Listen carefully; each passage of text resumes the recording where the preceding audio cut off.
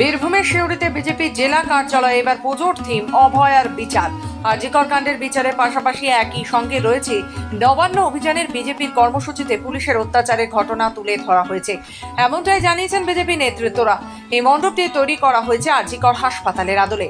Social মিডিয়াতে যে ছবি মার্শাল হাতে ভাইরাল হচ্ছে, সেই চিত্র রাখা মণ্ডপ উচ্চতায় রয়েছে হাতের ছাপ।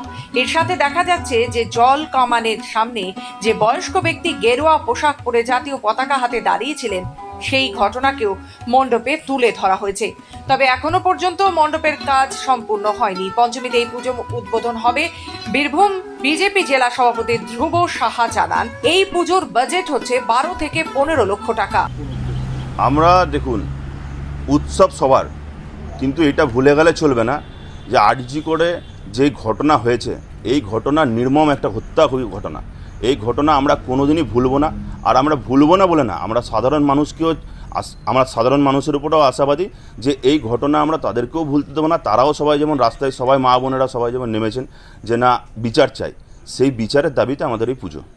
তার জন্য আমাদের আরজি করে থিম করা হয়েছে। বিভিন্ন জায়গায় আপনারা দেখবেন, সবাইকে আমরা আহ্বান জানাচ্ছি, আপনারাও এসে দেখবেন যে এখানে যে থিম করা হয়েছে নির্মম মমতা, সেই মমতার যেই আসল রূপ, সেই রূপ এখানে তুলে ধরা হয়েছে। যে ঘটনা ঘটেছে, যে যতবার নবান্ন অভিযানে যারা গিয়েছে, সাধারণ পড়ুয়ারাও যারা গিয়েছে, কলেজ পড়ুয়ারা গিয়েছে, যুব সমাজ যারা গেছে, তাদের উপর যে অত্যাচার হয়েছে, সেই অত্যাচারও এখানে তুলে ধরা হয়েছে। বীরভূম থেকে প্রসন্ন দাসের রিপোর্ট, খবর বাংলা।